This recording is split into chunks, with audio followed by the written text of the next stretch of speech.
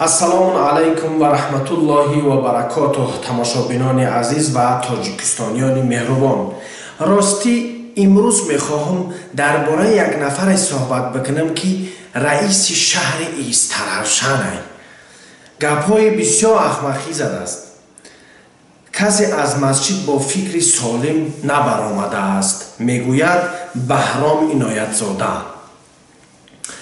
بهرام عنایتزاده رئیس شهر ایسترهشان اولین سوالی بنده از خودت همین است که مثل خودت واره ناسالم فکر یک جا پیدا شده است. یکمین سوالی من است.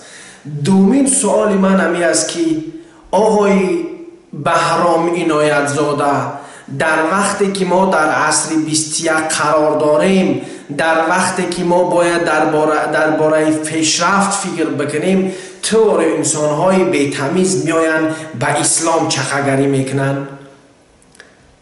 دوستای عزیز، من همچون مسلمان، نه اینکه ملا، نه اینکه دیگر مخصوم چیز دیگرش، همچون یک مسلمان من حق دارم که این متهم انسان جواب بدم.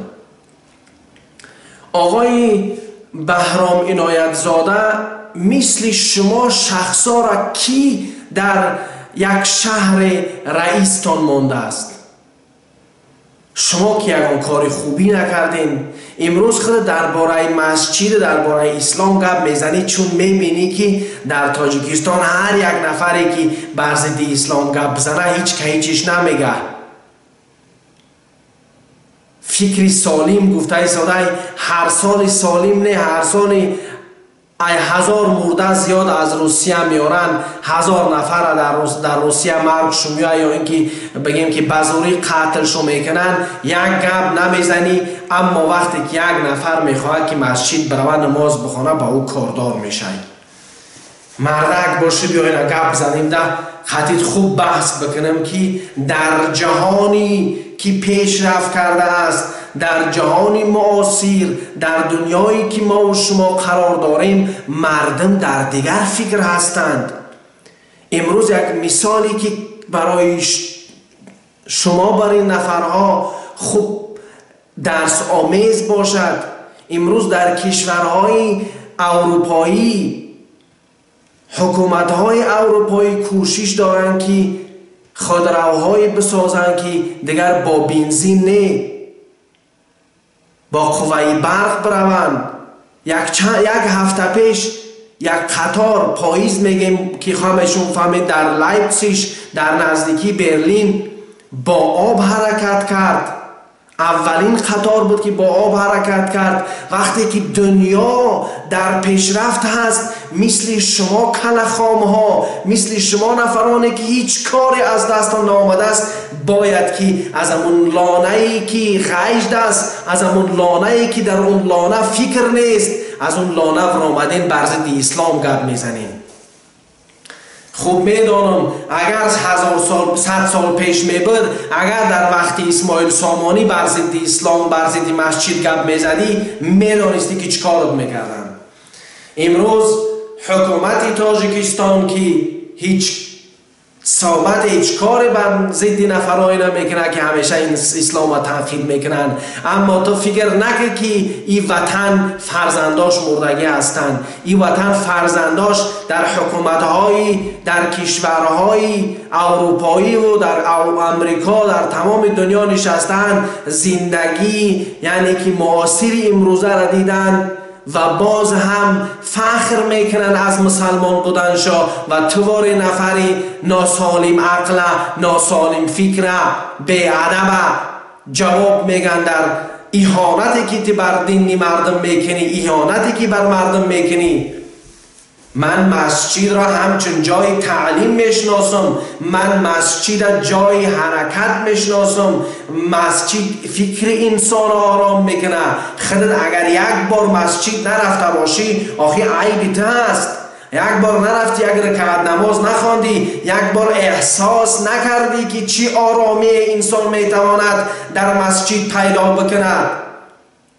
این چی ناعدالتی است، این چی نامردی است که هر هر یک چرتک و پرتک، هر یک احمقک امروز خیسته از بر ضد اسلام گپ میزنه.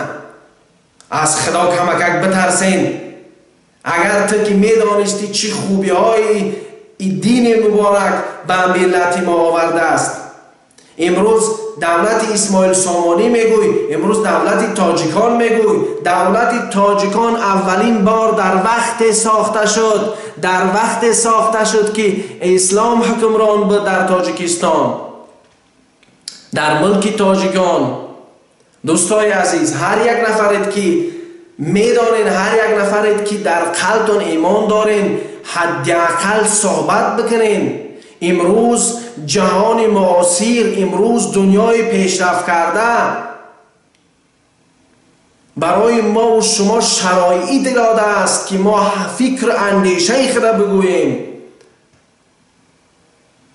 من یک بار دیگه از بهرام عنایت زاده دعوت میکنم، رئیس شهر استرفشن، که به خود بیا یا که خدا ترا به خود میاره. یک روز خواهد آمد که از این گپات ناراحت میشی. وقتی که تابوتت در دست مردم ای طرف قبرستان میبرند، میگوی ای خدا این چی بدبختی است که ما کردم. میگوی اون روز میآید. در روز قیامت وقتی که سوالت میکنن، میگوی ای کاش که من همین گپا را نمیگفتم، ای کاش که من همچون رئیس شهر برای مردم خدمت میکردم. چقدر دل مسلمانان را ناراحت میکنین. به خدا کمک رحم کنین.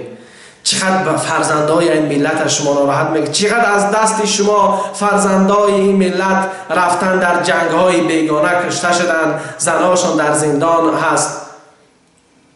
چقدر زنهای تاجیک در زندانهای عراق خواب هستند از به خاطر چی؟ به خاطری که شمار شخصان، شمار نفرانی به عقیده و به همت، بگیم که ناقص عقل، مردم از رفتن مسجد بازگرداندن و مردم نگذاشتن که فکری خودشانه بگن و مردم نگذاشتن که حرکتی خودشانه بکنن. باز هم به خود بیاین. دیگران دوستان عزیز، همه در امان الله باشین. خدا نگهدارتان باشه.